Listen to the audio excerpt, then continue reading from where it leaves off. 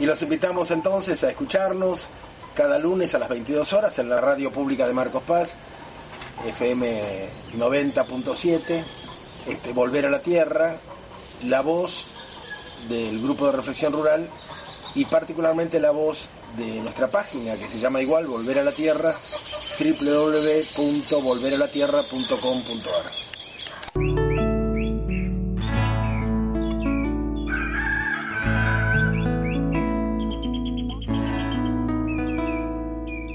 A la espera de un nuevo sueño de país. En todas partes se construye con barro y se reivindican algunos conceptos que durante mucho tiempo fueron menoscabados, fundamentalmente el de la autosubsistencia, fundamentalmente el intentar ciertos grados de autosuficiencia, sobre todo el comer sano y el comer de producciones de cercanías. De esto vamos a hablar a lo largo del programa de hoy. Somos muchos, variados, plurales, en diferentes etapas de desarrollo y en diferentes etapas de conciencia. No tenemos un protagonismo común, tampoco nos lo proponemos con urgencia, pero sabemos que algún día habrá de llegar el momento en que esta masa de neocampesinos, de desertores urbanos, de rururbanos, de gente que trata de vivir como en el campo pero en las periferias urbanas, o gente de la ciudad que se marcha al campo para arraigar un nuevo domicilio, en algún momento habrán de pesar en la búsqueda de un destino común. La Argentina fragmentada, en manos de neoliberales y de progresistas que tienen políticas muy parecidas. Esta pobre Argentina constantemente atada a los simulacros, al engaño de los medios y al engaño de los funcionarios. En algún momento tendrá que recobrar su destino. Y nos esforzamos para que cuando se aproxime ese momento tengamos mucho que decir, mucho que proponer. Estamos en la FM 90.7, el link de la radio pública de Marcos Paz, a través del cual se puede escucharnos, es www.radiopublica.marcospaz.gov.ar. El teléfono al que llamarnos es el 0220-477-4371. La dirección de nuestra página, repito, es www.volveralatierra.com.ar. También estamos en paradelmundo.com y nos pueden encontrar en Facebook, en el Facebook de Volver a la Tierra. Colaboran con nosotros otros compañeros que ya en alguna oportunidad han salido en nuestro programa, como José Losiviero de Corrientes, como Andrés Dimitriu de Coronel Roca en la provincia de Río Negro, y como el profesor Adolfo Boy desde Córdoba, desde Salsipuedes, provincia de Córdoba. Hoy lo tendremos a Boy hablando sobre algunos temas que a todos nos preocupan y que pueden ayudarnos para volver a arraigar y para generar proyectos de autosubsistencia. En la página volveralatierra.com.ar se pueden encontrar mes a mes las instrucciones de Adolfo Boy acerca de cómo llevar la huerta y algunos consejos que difícilmente serían hallados en los tradicionales cursos de huerta que se dan por allí. Los recomendamos. También en volveralatierra.com.ar se pueden encontrar numerosas informaciones de cómo este movimiento neorural de neocampesinos, este movimiento de deserción urbana se extiende por el mundo, sobre todo a la sombra de las crisis energéticas, de las crisis sociales que se suceden en Europa y en otros lugares. ¿Qué más, Federico? ¿Qué se me olvida? A propósito, es importante que esta lucha que llevamos, y que a veces hablamos con muchos compañeros, que a diferencia de las luchas de otros años es una lucha con felicidad y con alegría, por eso nos reímos, ¿no? Y por eso practicamos mucho el humor. la convivencialidad y la ternura, junto con el compromiso y el trabajo esforzado. Digamos que este espacio también es para nosotros un espacio continuo de profunda reflexión sobre los nuevos caminos, ¿no? Sobre la propuesta propositiva. Uh-huh. Así es. Para nosotros pensar el arraigo en la tierra nuevamente, la familia y el trabajo en la producción de nuestros alimentos a pequeña escala, son lo que nos está desvelando en este momento para entender las nuevas alternativas a las crisis que se vienen, ¿no? Así es. A partir de algunas de esas reflexiones, porque nosotros pensamos que al trabajo agrícola de recuperación del suelo, en algunos casos, como en el caso de Federico, que está trabajando en la zona de Cañuelas, una típica zona de Cañuelas. No. Ganadera, una típica zona ganadera. No, ganadera, pero también es la del río Salado, ¿no? Sí, estamos en plena cuenca del Salado. En la cuenca del Salado, un suelo malo, arcilloso, salitroso, malo para la horticultura, por supuesto. Uh-huh. No malo para todo, es bueno para otras cosas, pero no para intentar niveles de subsistencia importantes. Entonces, el trabajo a veces se hace demasiado duro, por supuesto que es duro siempre al principio, ¿no? Uno debe tener estrategias. Las estrategias no son solamente políticas o militares, como muchos creen. Las estrategias tienen que ver con la conducta y con las propuestas de vida. Un proyecto permacultural requiere una larga estrategia. Yo recuerdo algunos proyectos que elaboramos con mi compañera 20 años atrás, y algunos se han cumplido últimamente y otros están todavía en la agenda. Pero esta memoria y esto de tener planes y objetivos, esto de imaginar cómo podría ser la chacra, el huerto, fijarse por dónde sale el sol y dónde se pone, de dónde vienen los vientos para proteger las plantas en el invierno, cómo aprovechar la mayor luminosidad, dónde poner los árboles más altos y dónde poner los árboles más bajos. Todo esto requiere una estrategia. Un conocimiento, diría. Un conocimiento, pero una estrategia, porque no se hace en un año o dos. No, son proyectos de muchísimos años. Son proyectos de largo plazo. Y esto implica también, como en las antiguas sociedades campesinas, construir familias, uh-huh. Porque los descendientes de este trabajo es la próxima generación, ¿no? Muchas veces son los hijos y los nietos los que continúan este trabajo, sobre todo en zonas donde la tierra es dura, donde el clima es áspero. Y sí, yo creo que los que hemos tenido la posibilidad de conocer diferentes experiencias, se ve mucho esa diferencia entre los proyectos que vienen siendo continuados por padres, de padres e hijos, y los que recién comienzan. Se ve mucho la diferencia en los climas, en los suelos. Cada lugar te plantea siempre una nueva búsqueda, y siempre Adolfo presente, que nos recomendaba siempre observar primero, ¿no? Observar el lugar, ver qué es lo que pasa, darse un tiempo para mirarlo, para pensarlo, para imaginar los escenarios futuros, porque en realidad uno va a construir escenarios, ¿no? Sí, y también para poder entender por dónde se mueve la naturaleza en esa chacra, claro, ¿no? También, claro, para poder seguir aprovechar su propio curso, ¿no? Sí.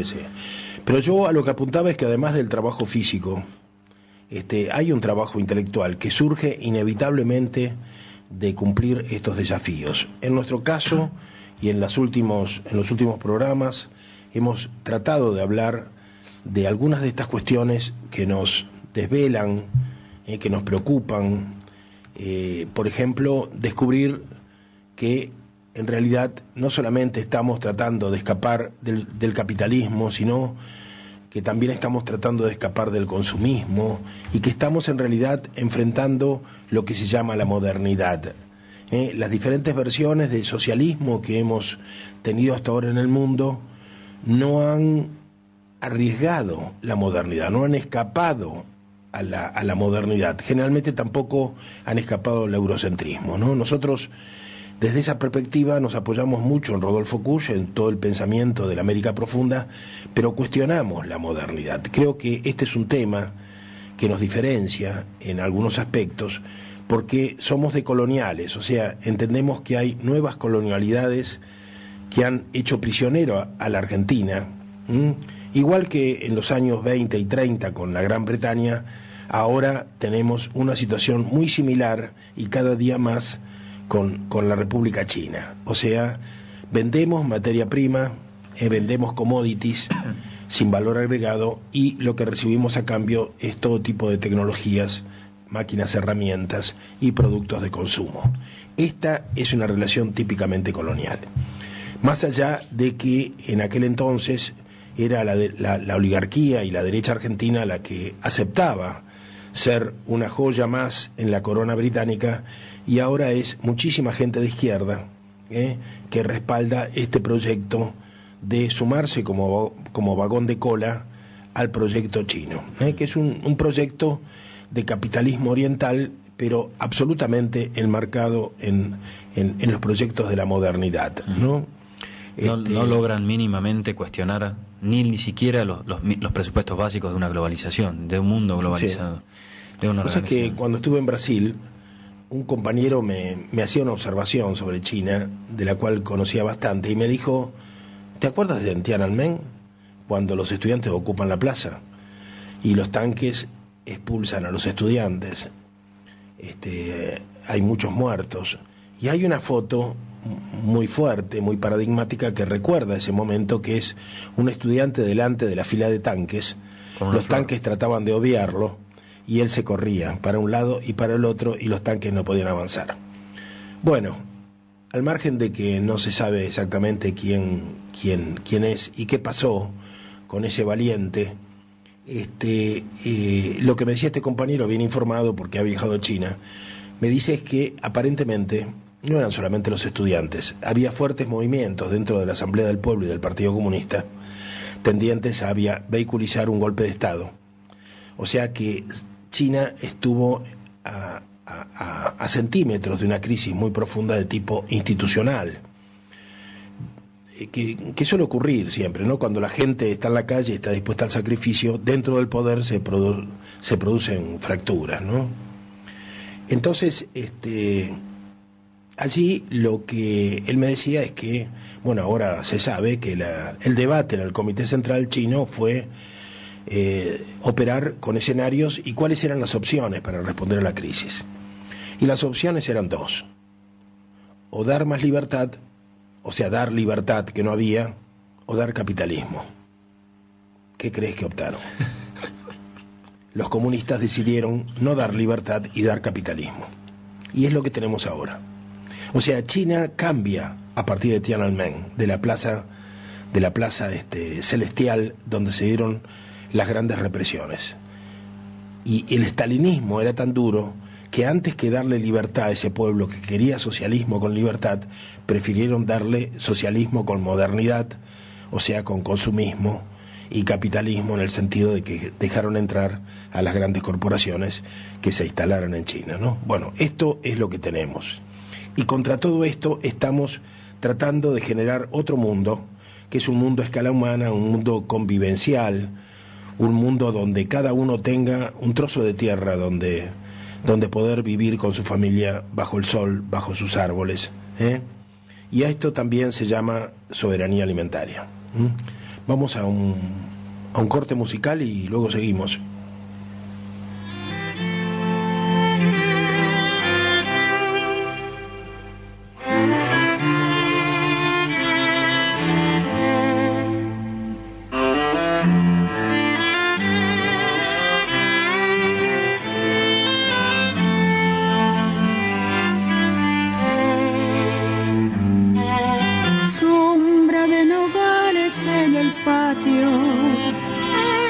Preparando el fuego don Abraham y doña Victoria con su charla viene y va. Ronda que te ronda la ternura, déjenla removiendo brasas con un palo. ¿Quién sabe qué cosas pensará? Removiendo brasas se hace hace brasa, ya verán. ¿Quién ha dicho que el amor no existe? Don Abraham. Deje que le cante alguna samba, que la vida viene una vez y se va. Pero si ha vivido como vive, ¿qué más da? Porque la semilla que ha sembrado quedará.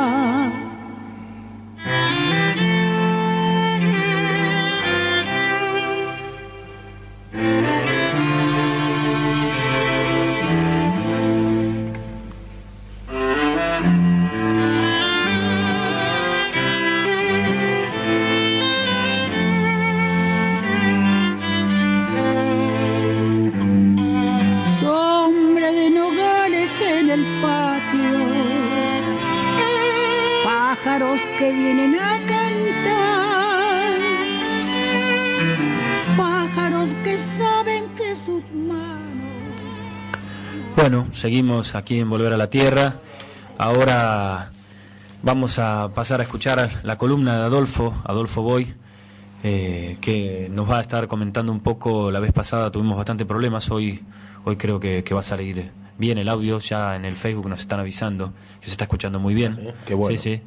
Así que, bueno, vamos adelante entonces con Adolfo. Buenas noches, una vez más, con Volver a la Tierra. Y la vez pasada, lamentablemente, hubo problemas con el audio y me avisaron de que se cortaba, de manera tal que voy a hacer rápidamente un repaso de lo que quise decir la semana pasada. Es decir, que las condiciones, y todavía me parece que el veranito continúa. Ayer, sábado, domingo, hizo algo de fresco, pero ha vuelto las temperaturas altas.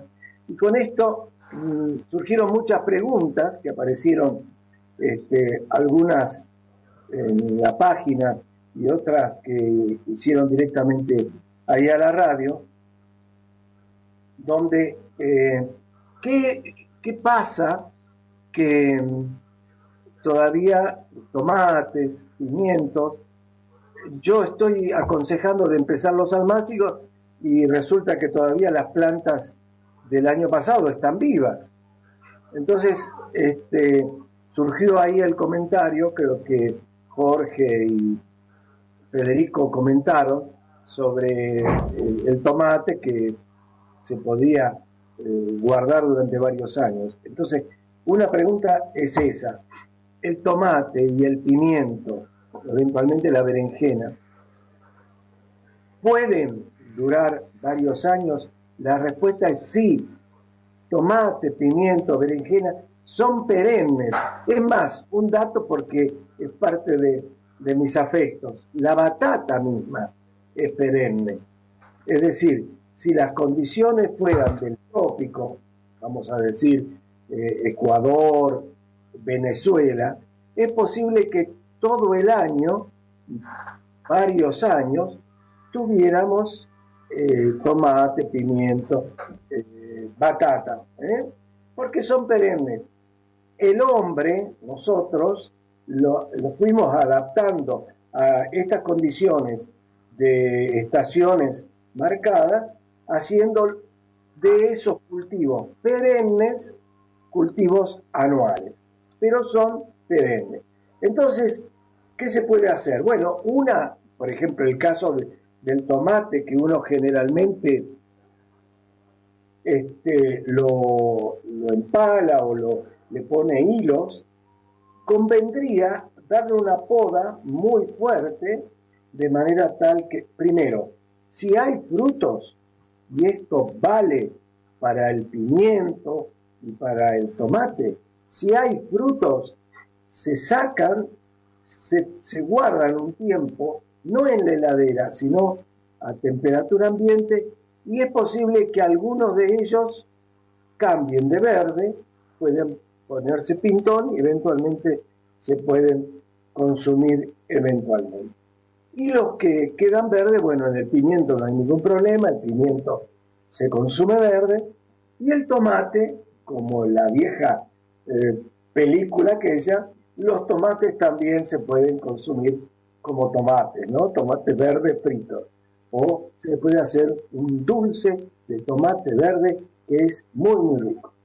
Entonces, cortamos las plantas, las reducimos, es decir, le damos, por dar una idea, 40, 50 centímetros de alto, dejándole algunas yemas, y lo vamos cubriendo en la base hasta esa altura, ya sea con paja, con lo que podamos, con una tela o algo. Es decir, lo importante es tener cubierta esa parte de tallo que dejamos del frío o de las posibles heladas. De esa manera, cuando vuelva la temperatura alta y los días se alarguen, le sacamos la protección, va a volver a brotar y a producir nuevamente fruta. Hay una observación, y la observación es que si las plantas estaban enfermas, especialmente enfermas de virus, este problema se va a agravar al segundo año. Es decir, vamos a tener el virus presente de entrada. Bueno, eso es una observación que deberíamos haber hecho antes de tomar la determinación de guardar estas plantas. Es decir, que las que guardamos, las que protegemos para que dure hasta la próxima temporada, deberíamos decir, sean plantas sanas. Bueno, la otra pregunta que me hacen es, ¿van a producir mal o van a producir menos algunas especies con este clima tan cambiado? Bueno, hay algo que como técnico y como habitante de San Pedro durante 20 años, hay San Pedro de la provincia de Buenos Aires, y hablando de acá de Córdoba, ustedes saben que le estoy hablando de Sal Si Puedes, acá en Córdoba, Colonia Carolla, Colonia Tirolesa, que son importantes y eran importantes productoras de durazno. Estas plantas, durazno, manzana, peras, si las hubiera, van a producir mucho menos si es que producen fruta, me refiero, si no hay frío. Los duraznos, manzanas y peras necesitan, según la variedad, una cantidad de horas de frío. Concretamente, se consideran horas de frío aquellas horas que el vegetal está expuesto a temperaturas menores de 7 grados.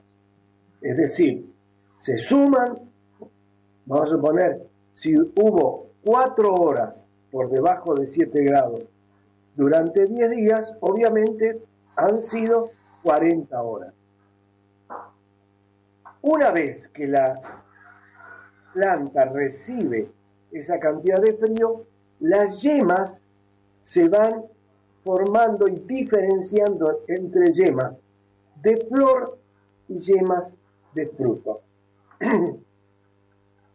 De manera tal que es posible que en la primavera que viene tengamos una floración hermosa, tal vez muy temprana, pero lamentablemente los frutos van a ser pocos, porque no se han cubierto las necesidades de frío de esas especies. ¿Qué pasa con las hortalizas? Bueno, hay hortalizas que son muy interesantes, y esto yo quiero recalcar lo importante que si nos escuchan docentes, si nos escuchan maestros, que no se queden simplemente en el hecho de recibir a lo mejor del ProHuerta la bolsita, sembrarlo, sino que el niño, sobre todo los alumnos, y si son más grandes, que aprendan a ver, también a admirar y admirar lo que se va produciendo. Ya fantástico en la siembra, pero también cómo van evolucionando algunas plantas. Y en este sentido, el apio y el perejil son muy interesantes. ¿Por qué? Porque llega el mes de agosto, julio, agosto, y el perejil se va en flor. El perejil, que es parienta, prima hermana del apio, responde igual, es decir, tiene una necesidad de frío, recibe ese frío y luego florece. Con el apio nosotros tenemos algo muy interesante. Si el apio nosotros lo hemos sembrado a fines del año pasado, lo trasplantamos en enero o en febrero, debemos haber comido apio durante todos estos meses, hasta el mes de mayo, digamos así, tal vez en junio, pero se nos va a ir en flor ahora, igual que el perejil. Sería una experiencia linda para que hicieran que la sembráramos, la semilla de apio, sembrarla en este mes, en junio, dentro de algún invernáculo, dentro de alguna protección, la sembráramos, la hiciéramos nacer, y cuando la plantita tiene aproximadamente unos 10-15 centímetros, la podemos llevar al campo, afuera. Van a ver ustedes de que el apio que se sembró en junio, que se trasplantó tal vez en agosto, va a progresar, va a producir pencas de apio y no se va a ir en flor. ¿Qué fue lo que hicimos? Evitamos que las plantitas, las pequeñas plantas de apio, reciban el frío, que es la que forma las yemas de flor e induce la floración, ni bien sube la temperatura. No sé si esto está claro.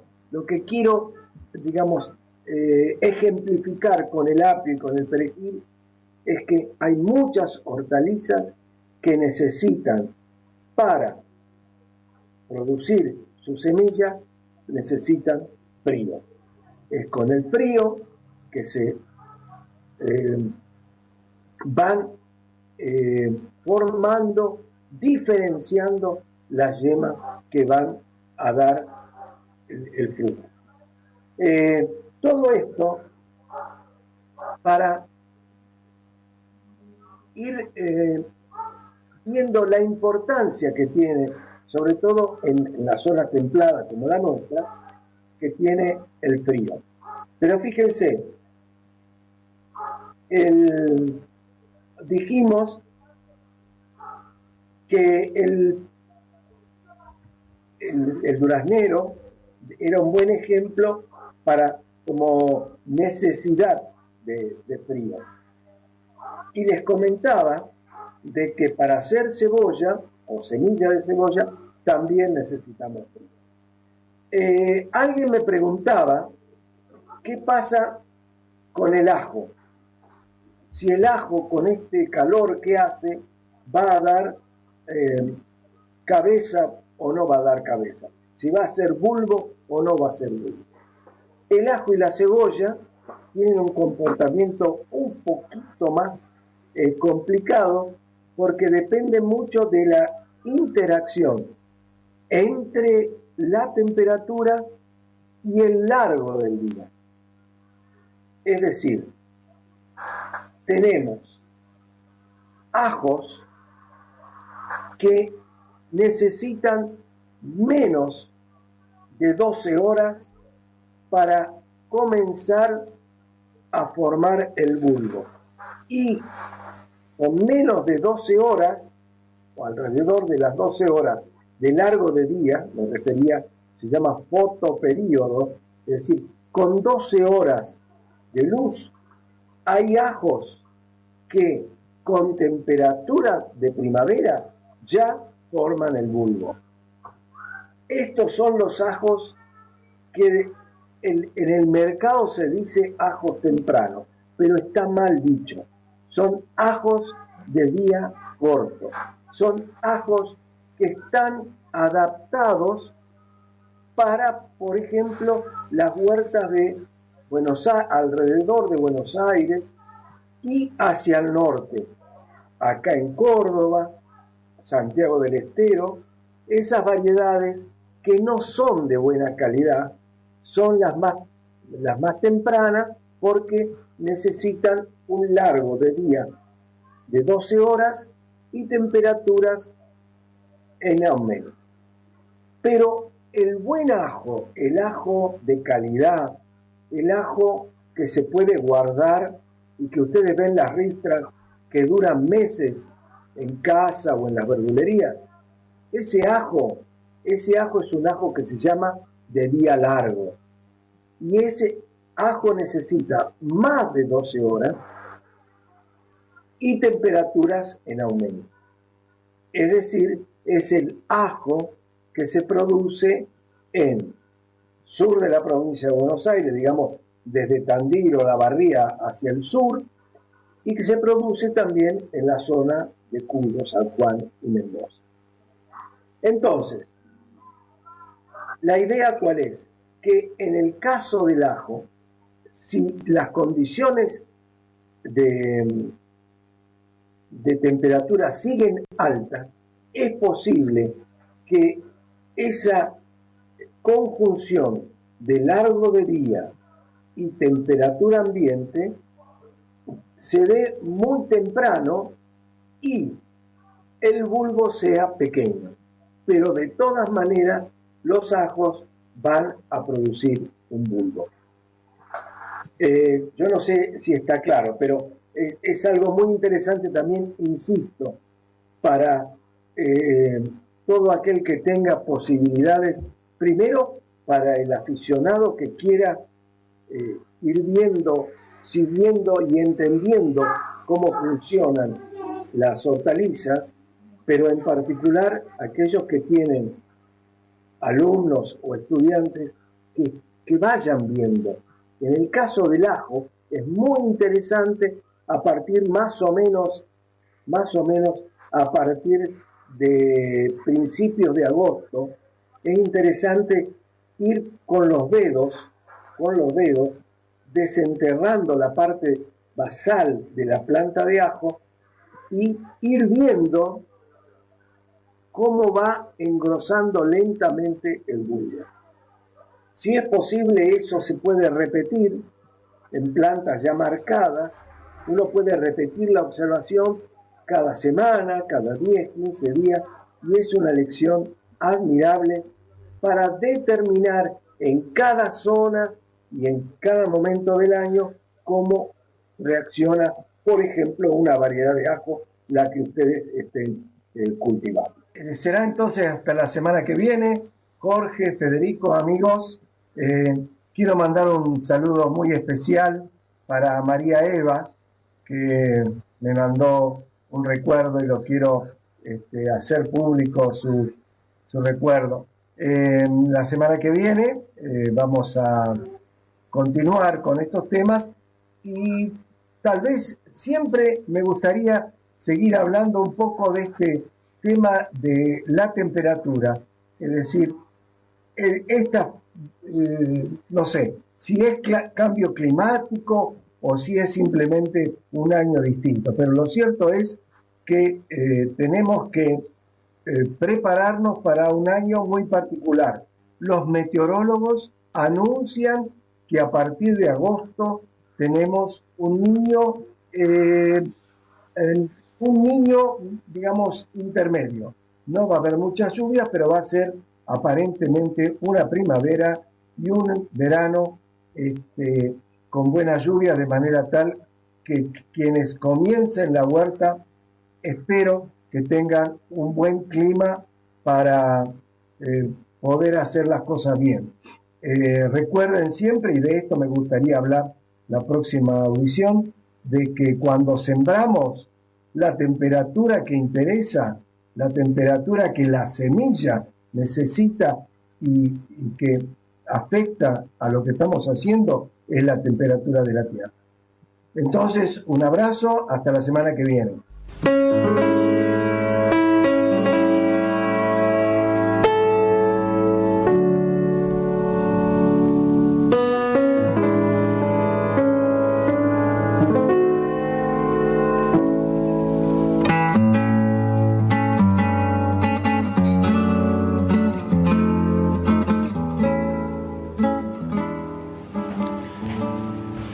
Bueno, seguimos al aire con Volver a la Tierra. Lo escuchábamos a Adolfo Boy con sus grandes enseñanzas. Vamos a decir, Jorge, también que nos han dejado algunos mensajes en la semana en las páginas y en Facebook de Volver a la Tierra. Sí. Como un mensaje de Jorgelina, que nos dice que nos escucha y que disfruta mucho el programa de los lunes, y nos sugiere que en todo este movimiento de Volver a la Tierra requiere también un conocimiento orientador, dice, para poder transitar este camino. Entonces nos pide, nos solicita si podemos insistir más en sugerir lecturas y cursos concretos para que se pueda la gente ir acercando en esta idea de volver a la tierra. También tenemos otro mensaje de Marina Paula, que siempre nos escribe y dice que también para incentivar a las personas a volver a la tierra, estaría bueno no solamente hablar de lo que es la vida en el campo, en la chacra, sino también con los que cuentan un pequeño espacio en la ciudad, que hay muchas técnicas para eso, habla de la huerta urbana, y para eso de ir tomando conciencia en lo que es la soberanía alimentaria y la recuperación de tantos buenos valores. Seguro. ¿No? Cosa que hemos hecho, Jorge, acá, ¿no? No, sin duda, sí, sí. Tratamos de ir sugiriendo lecturas. En los programas anteriores tuvimos una lectura sobre la rebelión de los luditas. También hemos hablado de Seymour, John Seymour, y sus libros que son de cabecera para nosotros. El horticultor autosuficiente y la vida en el campo. Justamente el horticultor autosuficiente se amolda más a las periferias urbanas.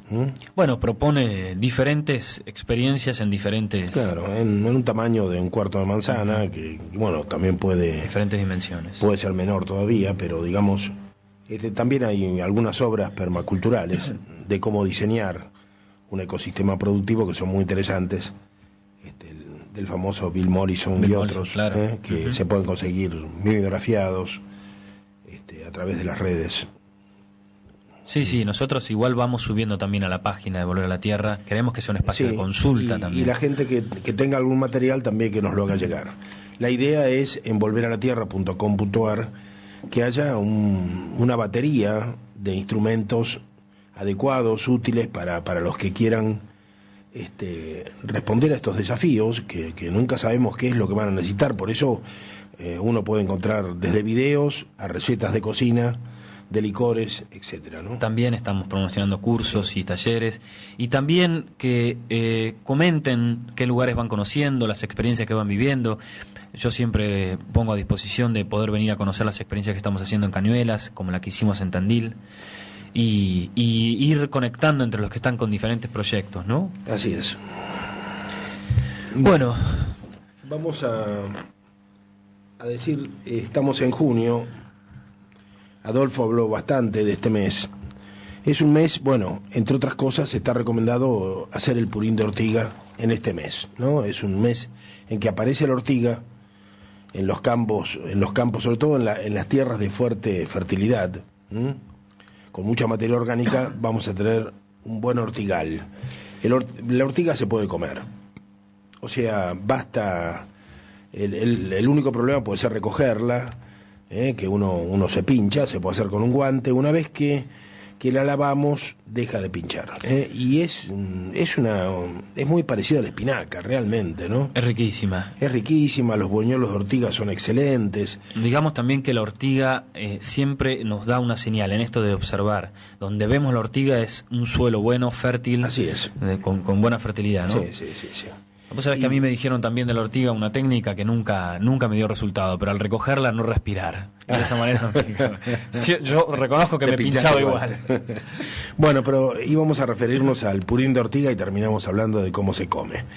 El purín de ortiga es un preparado que sirve tanto para fertilizar como para combatir insectos, como para apoyar o para revigorizar plantas débiles. O sea, es de uso múltiples por parte del horticultor.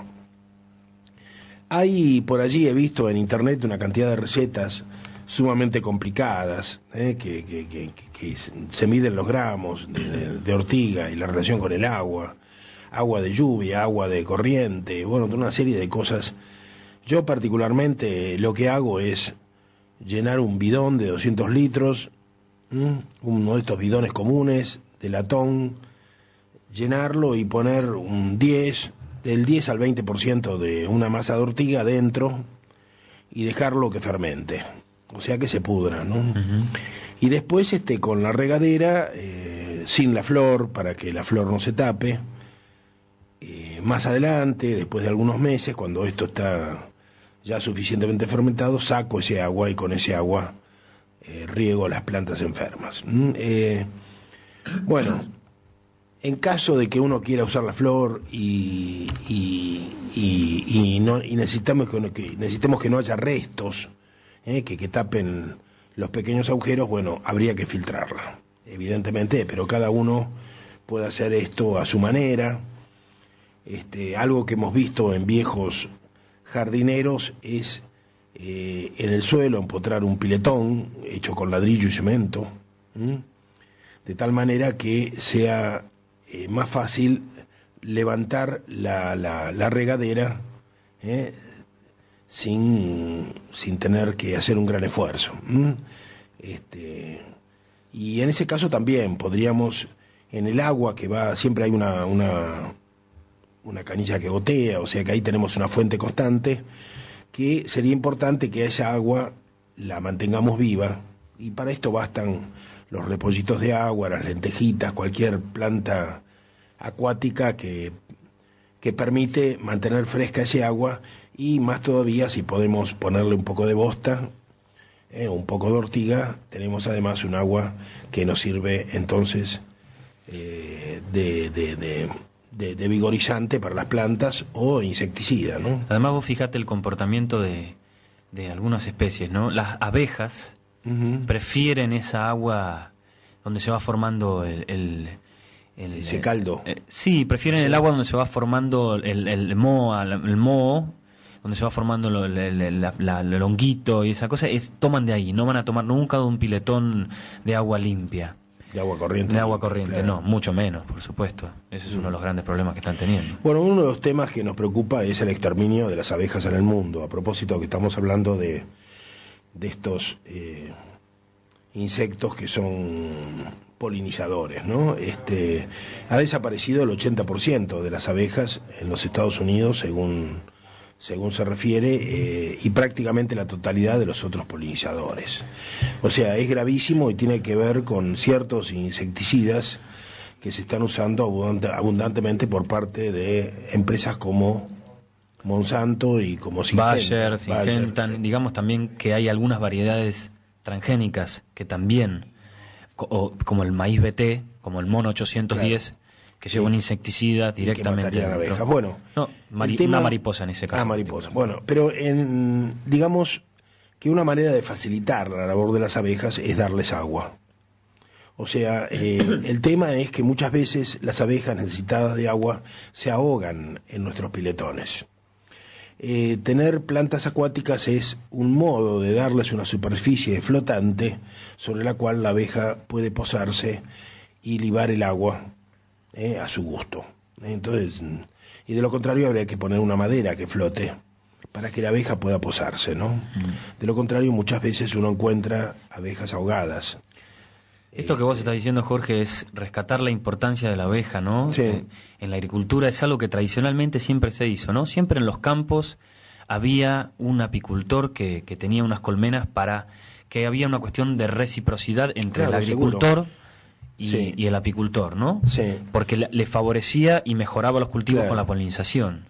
O sea que muchas veces uno planta aromáticas para que las abejas vengan, por Claro. ejemplo romero, u otras aromáticas que de alguna manera convocan a los polinizadores, ¿no? Y darles agua de una manera cómoda, como esta que yo estoy explicando también. Lo mismo, bueno, cuando tenemos un piletón enterrado y una canilla que gotea, y tenemos agua fresca con plantas acuáticas, y vamos a tener también un clima húmedo, ahí un lugar, un ámbito húmedo en la huerta, ¿no? A mí me parece muy importante esto.